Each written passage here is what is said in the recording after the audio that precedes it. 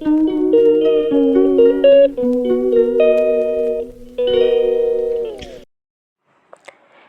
so this whole semester we've been deep into Euclidean geometry, right? All things to Euclid's five postulates.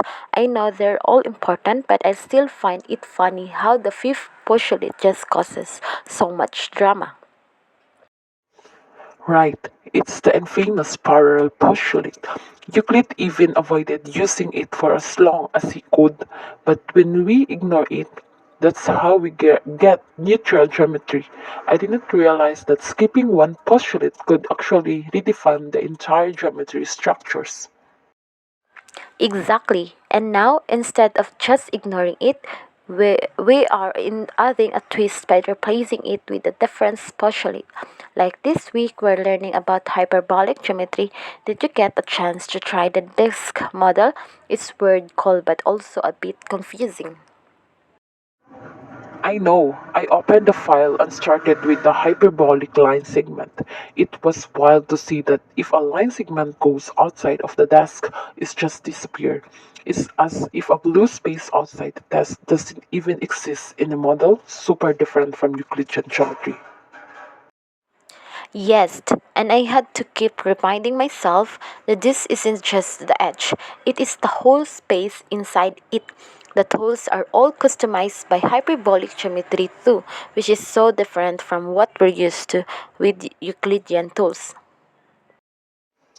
Like the hyperbolic perpendicular bisector tool, I thought I did something wrong because visually the bisector didn't look like it was cutting the segment in half, but when I measured the distances, they were equal. I know, that tripped me up too. And since we're still in the hyperbolic world, we can always trust our Euclid eyes.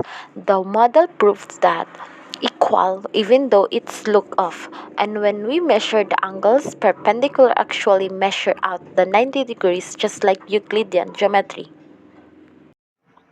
Yeah, I had a similar experience with angles. And did you notice how lines in hyperbolic geometry are kind of curved? They look totally different from the straight lines we're used to, yet they still follow the postulate rules of hyperbolic geometry.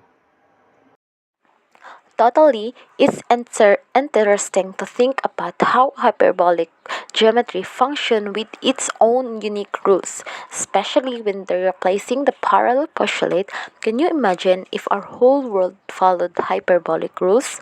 Straight wouldn't be straight. They would be, they would be like these curved, mind-bending paths. Whoa, now that would be a trip. It really makes you appreciate how geometry is just a set of rules we choose to follow. And when we change even one of them, like the parallel postulate, we end up with a totally different universe of shape and lines. Geometry really is all about perspective.